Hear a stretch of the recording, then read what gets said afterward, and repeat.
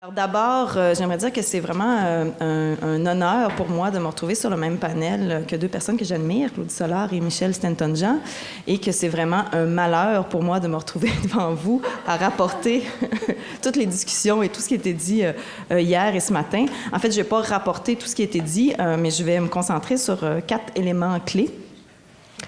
Tout va bien? Oui. Donc, j'ai une petite citation ici. Je vais commencer par ça. On va la lire ensemble. La police est un peu petite, hein, désolée. Alors, ça dit « Aujourd'hui, et plus que jamais, l'éducation des adultes fait partie intégrante de la vie sociale, professionnelle, culturelle et politique d'un nombre grandissant d'individus et de groupes. Or, cette nouvelle réalité, combinée à celle du contexte économique, touche des clientèles diverses et suscite de multiples attentes de la part des individus et des groupes auxquels doit répondre l'éducation des adultes. » Alors ça, c'est la première citation. Après, j'appuie sur devant. Oui, l'ordinateur. Oh. Stop, avancer. Je ne sais pas pourquoi elle apparaît. Oh. Dans l'animation. Juste faire suivant, peut-être que... OK, je vais essayer de me rappeler de mémoire. Tu l'as. Ah oui, parfait. Alors, deuxième citation. Vous me suivez toujours. « Pensons à la hausse vertigineuse du prix des aliments et du pétrole, à la baisse du pouvoir d'achat, à la dévaluation du dollar, à l'augmentation des loyers, des taux hypothécaires, etc.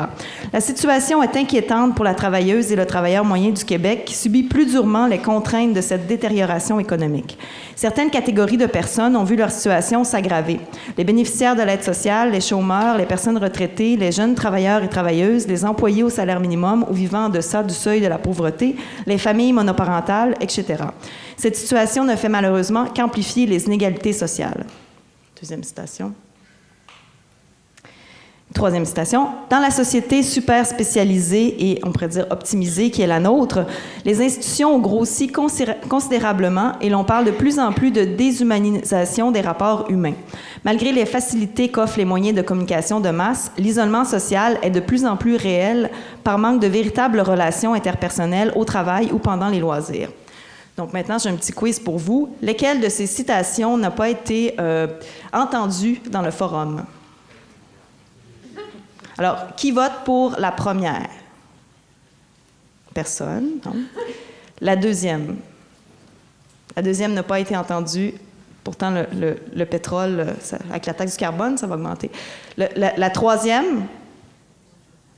La troisième, quelques personnes disent la troisième n'a pas entendu. Eh bien, en fait, vous avez tort et raison. C'est tous des enjeux dont on a parlé pendant le forum.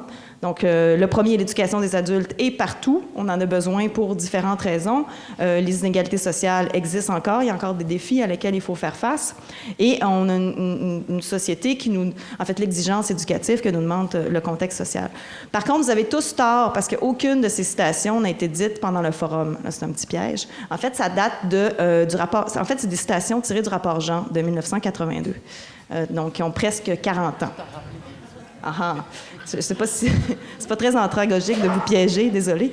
Mais c'était pour faire mon point, qui est... En fait, j'ai 4 clés pour l'avenir à présenter, dans le présent pour l'avenir. Et la première clé, donc, comme c'est un forum qui était basé sur un peu un historique de l'éducation des adultes, il y a quelqu'un qui a dit, je crois que c'était Léa Cousineau, ça change, mais ça change pas. Alors, c'est un peu ça ma démonstration.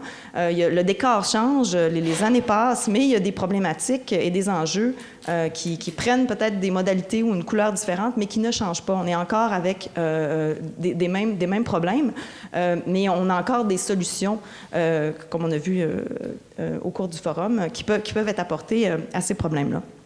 Donc, de comprendre l'histoire, c'est aussi une clé pour l'avenir. Dans les interventions, il y a quelqu'un qui a parlé de... Donc, il y a des acquis qu'on avait, il y a des choses qu'on avait, quelqu'un qui a mentionné la perte et qui a donné l'exemple des OVEP, des organismes volontaires en éducation populaire.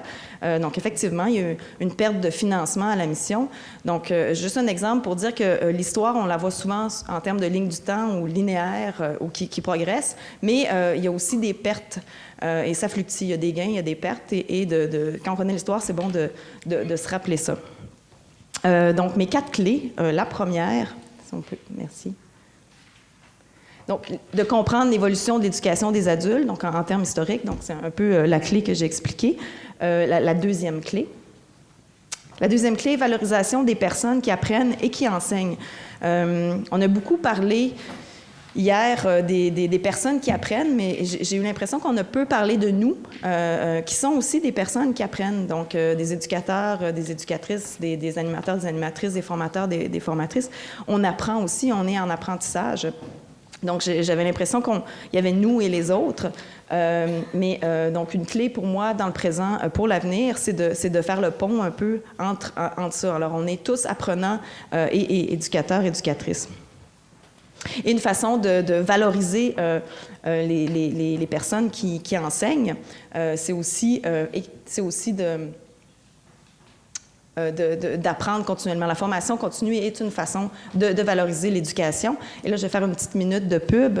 Il y avait des questions sur la formation en andragogie. Donc, à l'Université du Québec à Montréal, nous avons des programmes de formation. Il y a un certificat en intervention familiale milieu communautaire qui est en éducation communautaire, un certificat de formatrice et formateur en milieu de travail. Il y a une maîtrise en enseignement pour qualifier les gens qui ont un bac en enseignement, mais qui veulent travailler à la formation générale des adultes. Donc, ça existe. Pour plus d'informations, peut-être après le forum. Donc, fin de la pub. Donc, la formation continue n'est pas obligée d'avoir lieu dans des lieux universitaires non plus. Donc, on a parlé d'une diversité de lieux. Donc, ça peut se passer de différentes façons, mais ça peut se passer aussi dans l'acte d'enseigner, donc d'apprendre aussi des gens à qui l'on enseigne et de valoriser ce qu'ils savent. Troisième clé. Ah oui, les lieux. Donc, on n'est pas obligé d'apprendre, on le dit, à l'école. Il y a différents lieux d'éducation des adultes. D'ailleurs, dans les tables qu'on a eues hier, moi, j'étais dans les tables qui s'appelaient « Lieux émergents » et « Institutions culturelles ». Lorsqu'on parle d'institutions culturelles, on parle des lieux d'apprentissage autodirigés dans les bibliothèques, les parcs, les places publiques, les musées, etc. Malheureusement, il y a eu seulement moi et Daniel qui étaient assis à cette table. Donc, on a décloisonné, on a joint la table « Lieux émergents ». De toute façon, ils sont connectés. Ces lieux-là. Donc, ma troisième clé, c'est ouvrir des portes pour travailler ensemble. Là aussi, une clé que j'invente rien. Le décloisonnement fait aussi partie d'une recommandation du rapport Jean. Mais j'ai senti aussi, on a entendu beaucoup le mot collaboration, partenariat, donc en différents secteurs. Donc oui, on a nos particularités, mais on a aussi des points communs. On a aussi peut-être une volonté commune de travailler pour l'éducation des adultes et de solutionner des problématiques qu'on partage malgré différentes modalités. Donc, ouvrir des portes pour travailler ensemble. Donc, avoir aussi, tenter d'avoir cette ouverture-là. Et en fait, différents lieux d'éducation des adultes. Le forum a été pour moi un lieu d'éducation des adultes. J'ai appris plein de choses dans toutes les présentations, que ce soit celles qui touchaient aux éducateurs et éducatrices, celles qui touchaient aux apprenants et apprenantes, celle de ce matin, de pratiques innovantes. Donc, en fait, et j'ai en tête l'exemple de Sarah Limoges, je crois qu'elle n'est pas là ce matin, sur le parcours d'une personne en situation de handicap qui m'a fait prendre conscience, en fait, d'une variété d'obstacles à lesquels je n'avais pas songé. Donc, je pense que ça a créé, oui, un apprentissage, mais aussi une ouverture par rapport à certaines situations. Donc, j'espère que vous aussi, vous avez pu profiter de tout ça.